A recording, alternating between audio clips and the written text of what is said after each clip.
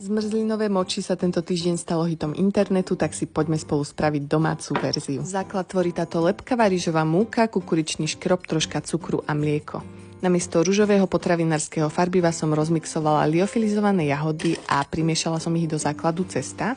Zmes dôkladne vymiešaš, precedíš cez sitko a následne preleješ do misky vhodnej do mikrovlnky, prekryješ fóliou, v ktorej spravíš dierky a zohrievaš 2 minúty. Do zahriatej zmesi potom jemne primiešavaš maslo. Táto časť vôbec nevyzerá uchvatne, ale treba dôverovať procesu. Ja som to nakoniec aj tak vymiešala rukami a cesto necháš chladiť. Zatiaľ si vymiešaš zmrzlinu s liofilizovanými jahodami, ale pokojne môžeš použiť aj obyčajnú ochutenú jahodovú zmrzlinu. Vychladnuté cesto si rozdeliš na 8 častí a vyvalkáš si cestička. Dávaj si pozor, nech to nevyvalkáš moc na tenko, lebo keď to budeš plniť, mohlo by sa ti to roztrhnúť. Okrúhle cesto vyplníš zmrzlinou, pekne ho takto zamotáš, vložíš do košičkov a hneď dáš stuhnúť do mrazničky. A máš pripravené veľmi chutné, domáce, sladké zmrzlinové moči s jahodovou príchuťou.